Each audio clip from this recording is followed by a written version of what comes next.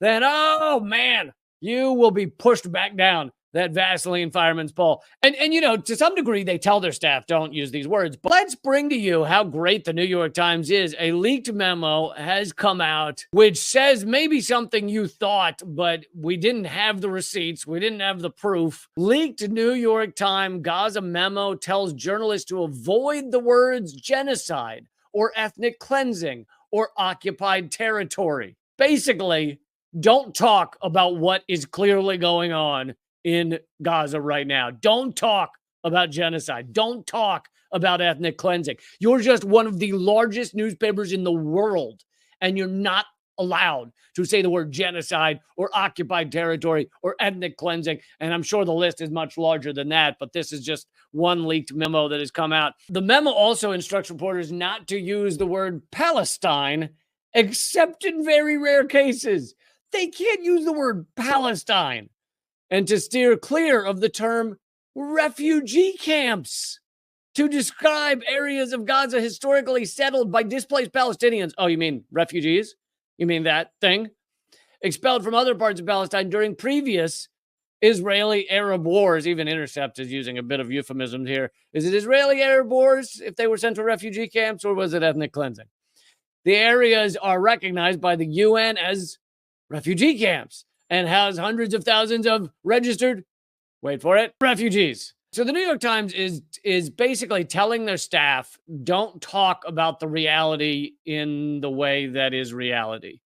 Just change all of your words. Instead of refugee camps, say place with people who were kicked out of other place and forced to live in said new place, which they like, and they call home. New home. Yay, new home. I mean, what are they supposed to, how, if you took away all of the actual words to describe the situation, what are the writers supposed to do? The memo, written by the Times Standards editor, Susan Wessling, international editor, Philip Pan, and their deputies. Here's a quote from the Times newsroom source. I think it's the kind of thing that looks professional and logical if you have no knowledge of the historical context of the Palestinian-Israeli conflict. If you have no idea what's going on here, then it looks professional and like a great idea. Good on you for doing this, for completely restricting people's ability to talk about the reality. Continued quote from the newsroom source, but if you do know the history, it will be clear how apologetic it is to Israel. Even apologetic is a bit of a euphemism. So here's a Times spokesperson. So this is the Times trying to defend their garbage. Issuing guidance like this to ensure accuracy, consistency, and nuance is how we cover the news. It's standard practice, he says. Standard practice for us to do propaganda for Israel. I mean, he actually is right in that regard. It is their standard practice to spout mountains of propaganda for Israel. There's been internal WhatsApp debates going on their WhatsApp threads almost immediately after October 7th attacks and the launch of Israel's scorched earth war against Gaza. See, there's Intercept not using the word genocide.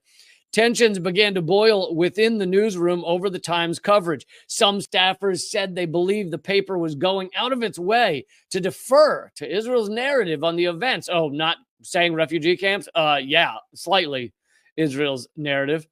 And was not applying even standards in its coverage. Yeah, this memo was leaked, and clearly it was leaked because someone in the staff, at least one person, but maybe several in the staff, they refuse to be. They're very unhappy, to at least put it that way, to be a part of this pro-genocide outlet. And so they are leaking these things to outside outlets in order to get the word out. Wow, I had the word out used correctly, I think, 3 times in that sentence. I didn't say used well, but used correctly. This just shows the garbage that New York Times is involved in. And like I said, many of you may have known that New York Times was propaganda. I've talked about it many times, but what you may not have seen is the receipts. Now we have the proof. And to some degree, they tell their staff don't use these words, but much of the propaganda and the shilling done by a New York Times writer is simply the fact that you don't get that high at the New York Times in their structure unless you are spitting their propaganda, unless you are spitting what works for New York Times propaganda, for the ruling elite of the American system, unless you are spitting that kind of information, then you're not working your way up the ladder, all right? Your ladder is more of a Vaseline fireman's pole. All right. That's your ladder while everybody else gets a regular stepping ladder. You're not working your way up the ladder. So then you end up with a ruling structure at the New York Times ever since its inception, which foments and furthers this type of propaganda.